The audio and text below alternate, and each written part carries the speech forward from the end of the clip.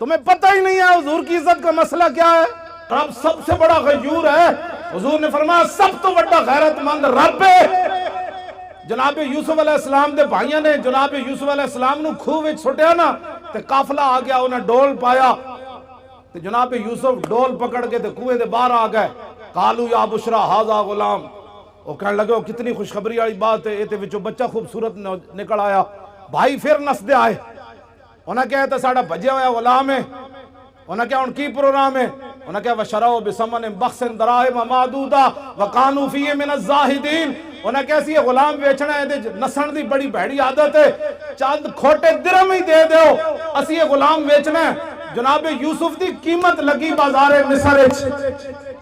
سورہ یوسف پڑھ کے دسو قوم نو کہ جناب یوسف دی صرف قیمت پئی ہے بازار وچ. رب 7 سال قات لے آیا مصر وچ, 7 سال قات سالی آ گئی. دودھ پیندا بچہ بھی جدو جناب یوسف دے پیراں چ وکیا نہیں سی نا,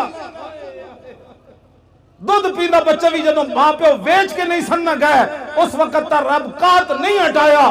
رب اپنے نبیوں دی عزت دے بارے اتنا غیور ہے, وہ تو جناب یوسف ہے. اور امام الانبیاء کی بات تو ہے ہی نرالی.